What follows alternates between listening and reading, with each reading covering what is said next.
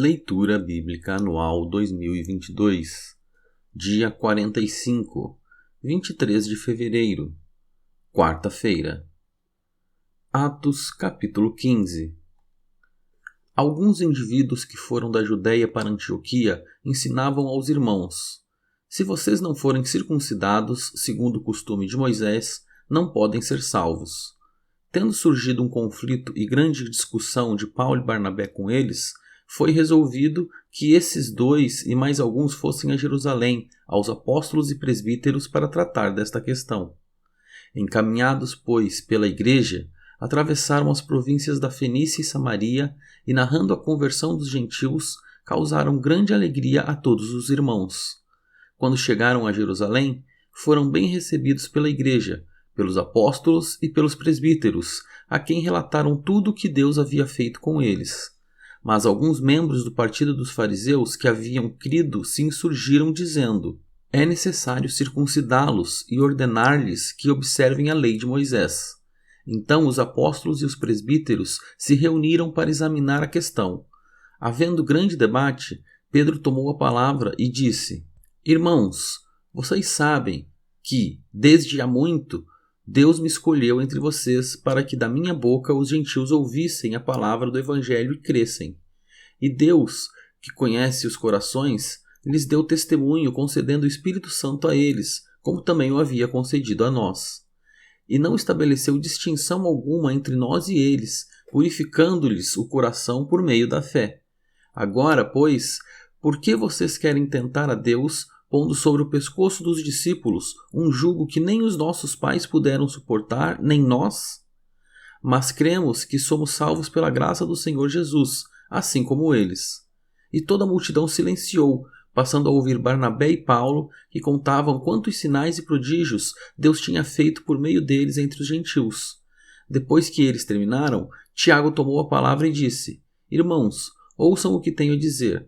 Simão acaba de relatar como, primeiramente, Deus visitou os gentios a fim de constituir entre eles um povo para o seu nome. Com isso, concordam as palavras dos profetas, como está escrito: depois disso, voltarei e reedificarei o tabernáculo caído de Davi, reedificarei as ruínas e o restaurarei, para que o restante da humanidade busque o Senhor juntamente com todos os gentios sobre os quais tem sido invocado o meu nome, diz o Senhor, que faz estas coisas conhecidas desde os tempos antigos.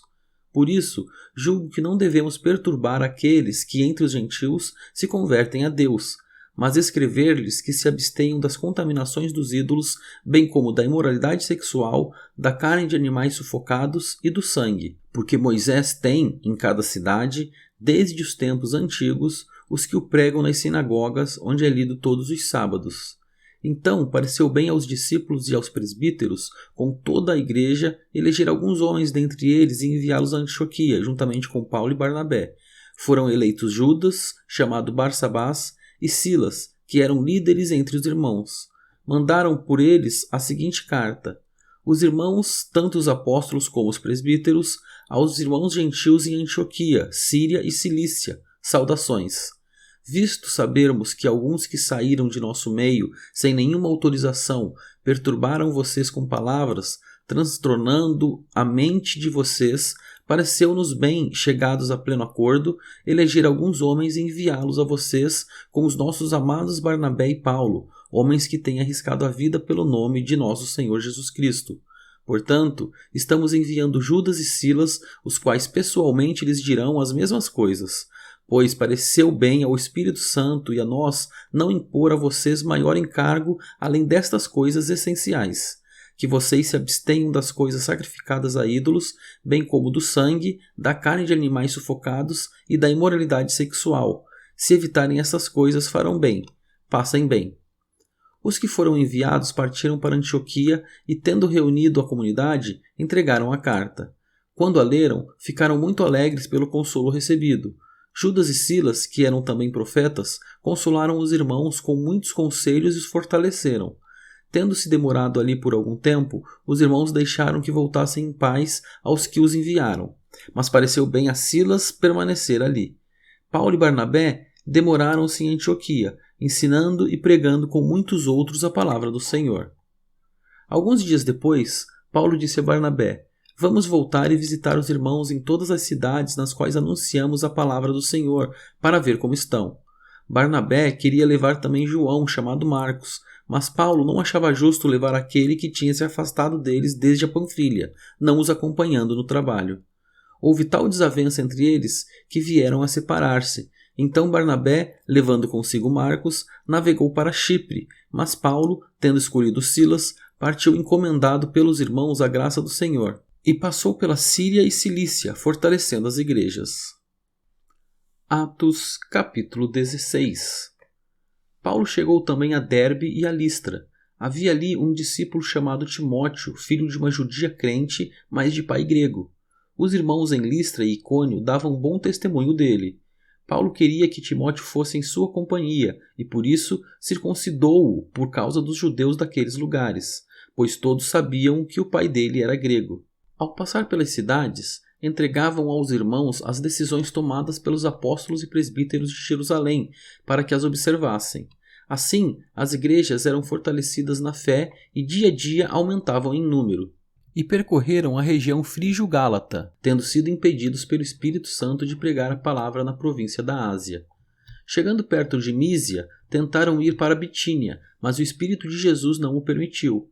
E tendo contornado Mísia, foram a Troade. À noite, Paulo teve uma visão na qual um homem da Macedônia estava em pé e lhe rogava, dizendo: passe a Macedônia e ajude-nos. Assim que Paulo teve a visão, imediatamente procuramos partir para aquele destino, concluindo que Deus nos havia chamado para lhes anunciar o Evangelho.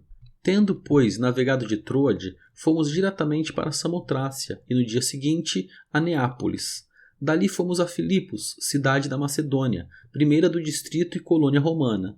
Nesta cidade permanecemos alguns dias. No sábado, saímos da cidade para a beira do rio, onde nos pareceu haver um lugar de oração, e assentando-nos, falamos às mulheres que haviam se reunido ali.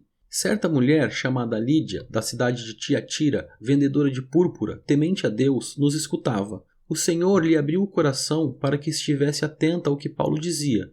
Depois de ser batizada, ela e toda a sua casa nos fez este pedido: se julgam que eu sou fiel ao Senhor, venham ficar na minha casa.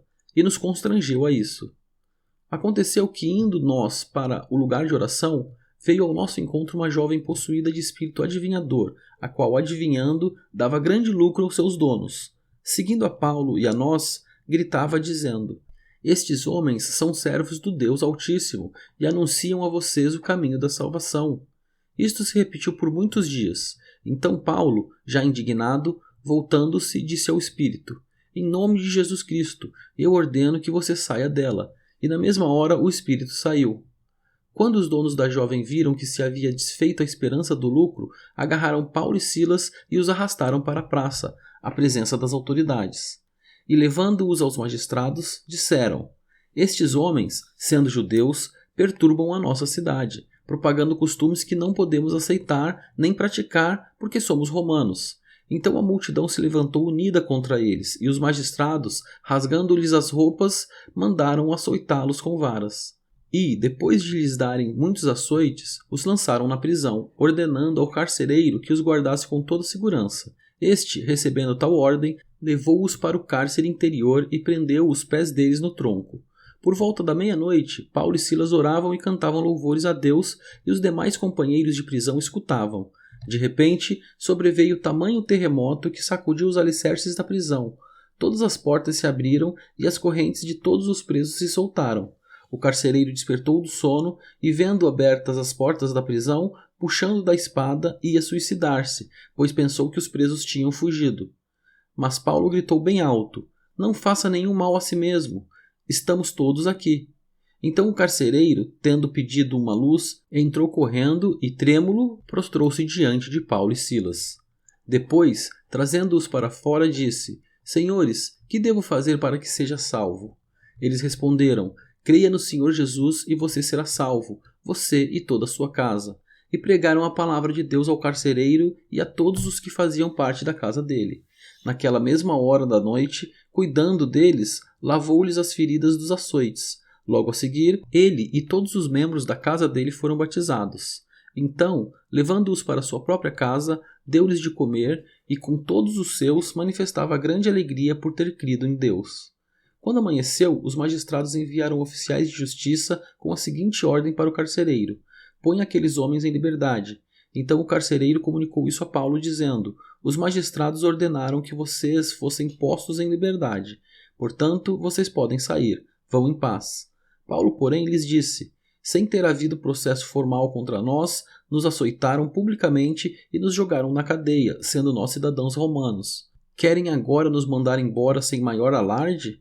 Nada disso. Pelo contrário, que eles venham e pessoalmente nos ponham em liberdade. Os oficiais de justiça comunicaram isso aos magistrados. Quando estes souberam que Paulo e Silas eram cidadãos romanos, ficaram com medo. Então foram até eles e lhes pediram desculpas, e relaxando-lhes a prisão, pediram que se retirassem da cidade. Tendo saído da prisão, Paulo e Silas dirigiram-se para a casa de Lídia, e vendo os irmãos, os animaram. Depois partiram.